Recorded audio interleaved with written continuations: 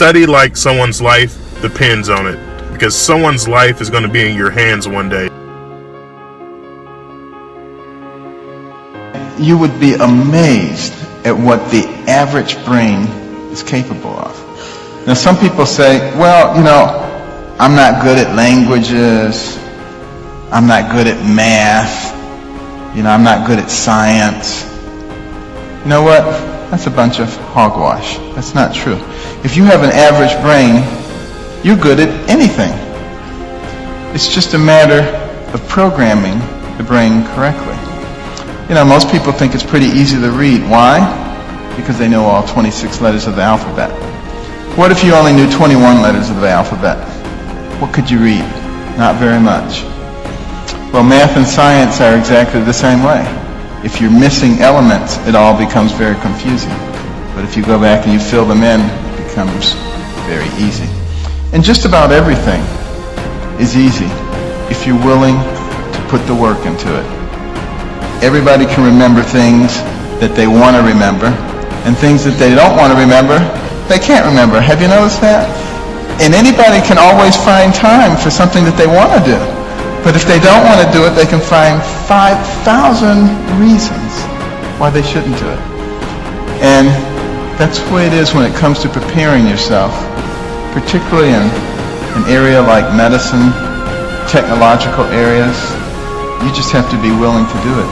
It's not going to come automatically. It doesn't come by osmosis. You have to actually work for it to make it work.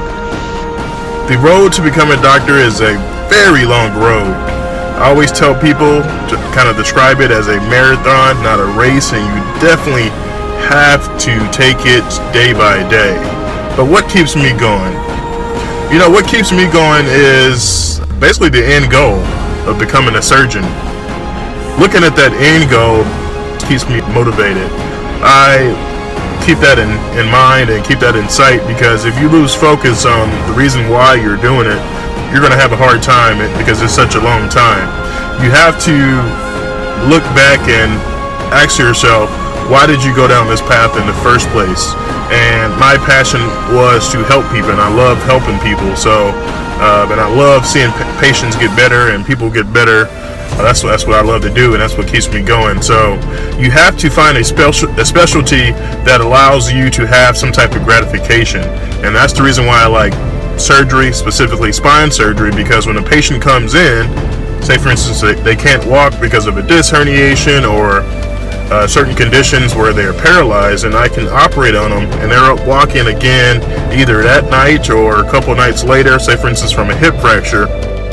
That's one of the best feelings in the world, and that's what keeps me going, is seeing patients get better when they come in and they're at their lowest point of their lives.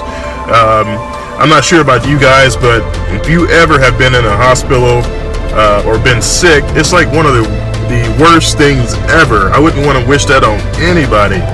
So, and I've been sick before to a point that I felt like I was going to die.